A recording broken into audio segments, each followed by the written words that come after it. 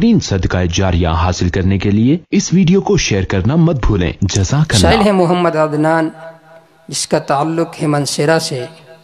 اس کا سوال یہ ہے، کیا فاسق کی غیبت جائز ہے؟ اس کا جواب یہ ہے، مختصراً یہ سنیے کہ وہ فاسق جو علانیہ طور پر فسق کا ارتکاب کرتا ہو، زنا کرتا ہے علانیہ طور پر، شراب پیتا ہے علانیہ طور پر، تو اس کی غیبت کرنا جائز ہے تاکہ دوسرے لوگ بھی اس جرم سے بچ جائیں۔ حدیث میں چند افراد کی غیبت کا استثناء آیا ہے۔ حضرت عائشہ رضی اللہ تعالیٰ عنہ فرماتی ہے، قالت استأذن رجل علی النبی صلی اللہ علیہ وسلم فقال ائذنوا له، کہ ایک آدمی نے آپ صلی اللہ علیہ وسلم سے اجازت مانگی، آپ صلی اللہ علیہ وسلم نے فرمایا انہیں اجازت دو، اور پھر آپ صلی اللہ علیہ وسلم نے فرمایا فبئس ابن العشیرہ او بئس اخو العشیرہ، آپ صلی اللہ علیہ وسلم نے فرمایا یہ اپنے قبیلے میں سے سب سے برا آدمی ہے۔ فلما دخل الان له الکلام، جب وہ داخل ہوئے آپ صلی اللہ علیہ وسلم نے ان کے ساتھ نرمی کے ساتھ باتیں شروع کی۔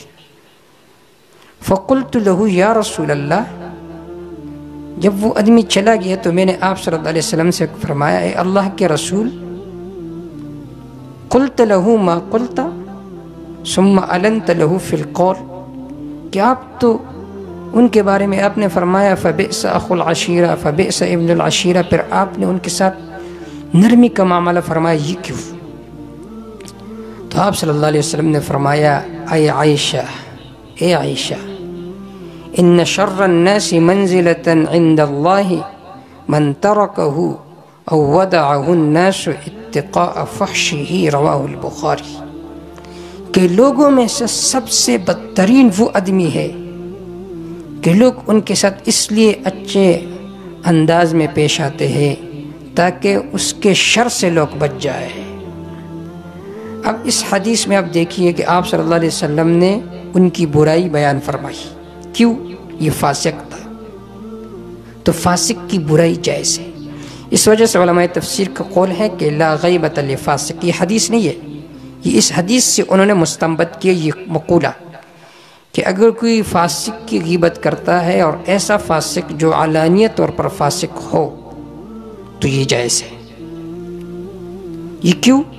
جو مسلم معاشرہ ہے اس کو فساد سے بچانے کے لیے کہ جو مسلم معاشرہ ہے وہ اس طرح گناہوں میں مبتلا نہ ہو۔ دوسری صورت یہ ہے کہ اگر کوئی ظالم ہے تو مظلوم اگر کسی کے سامنے آ کر اس کی ظلم کی شکایت کرے تو یہ بھی جائز ہے۔ الادب المفرد میں ہے، ابو ہریرہ رضی اللہ تعالیٰ عنہ کی روایت ہے کہ ایک شخص سے پڑوسی کے بارے میں بہت زیادہ شکایت تھی، وہ آپ صلی اللہ علیہ وسلم کے پاس آئے، کہا یا رسول اللہ یہ پڑوسی مجھے بہت زیادہ تنگ کرتا ہے۔ آپ صلی اللہ علیہ وسلم نے فرمایا اپنا جو سامان ہے وہ گھر کے باہر رکھ کے۔ اس صحابی نے اپنا سامان گھر کے باہر رکھ لیے۔ جب بھی کوئی پوچھتا تھا یہ کیوں باہر رکھا تو وہ کہا کرتا تھا کہ یہ جو شخص ہے یہ مجھے تنگ کرتا ہے، میرا پڑوسی، تو ہر کوئی اس پر لعنت کرتا تھا۔ تو دیکھیے آپ صلی اللہ علیہ وسلم نے اسے اجازت دی کہ ان کی یہ چھپی ہوئی بات لوگوں کے سامنے ظاہر کرے، کیوں؟ تاکہ ظالم ظلم سے رک جائے۔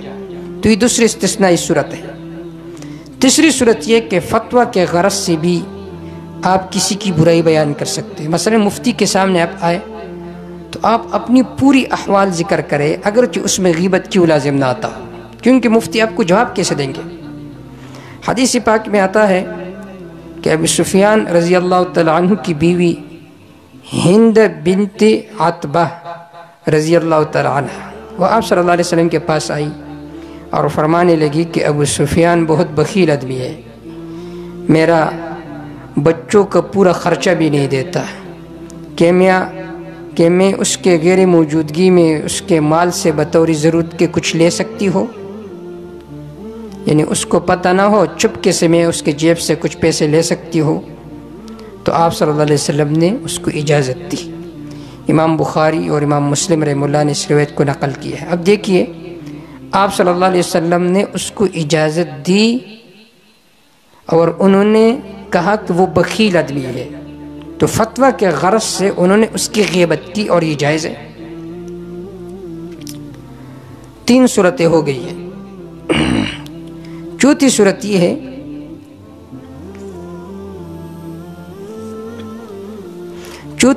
یہ ہے کہ آپ کسی کی غیبت کرتے ہیں برائی کو دور کرنے کے لیے۔ مثال کے طور پر کوئی آدمی ہے، اس کا باپ ہے اور اس کا بیٹا سرکش ہے، آپ باپ کے سامنے اس قبیح فعل کو ذکر کرتا ہے تاکہ وہ اس کو منع کر دے، تو یہ جائز ہے۔ اور ایک اور صورت یہ ہے کہ مسلمانوں کی خیرخواہی کے غرض سے، تاکہ وہ آدمی اس قبیح فعل سے بچ جائے، تو اس کی غیبت جائز ہے اور دوسرے لوگ وہ متنبہ ہو جائے۔ دیکھیے صحابہ کرام رضوان اللہ تعالی علیہم اجمعین منافقین کی جو شرارتیں تھے آپ صلی اللہ علیہ وسلم کے سامنے ذکر کرتے تھے، کیوں؟ تاکہ دوسرے مسلمان ان منافقین کے شرور سے بچ جائے اور محفوظ ہو جائے۔ تو یہ چند استثنائی صورتیں ہیں کہ اس میں غیبت کرنا جائز ہے، باقی کسی صورت میں بھی غیبت کرنا جائز نہیں ہے۔ واللہ تعالی اعلم بالصواب۔